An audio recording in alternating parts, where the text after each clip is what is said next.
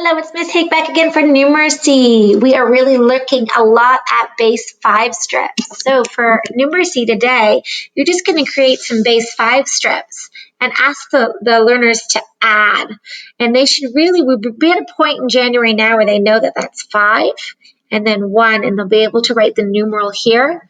Again, if you're having trouble, looking and visually seeing, grabbing some link cubes or some counters and doing it that way is a good way.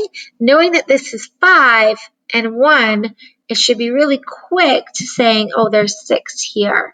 So keep going. You can make the base 5, and see where they're at. And then you could gradually build up by doing the base 10 strips and seeing what happens.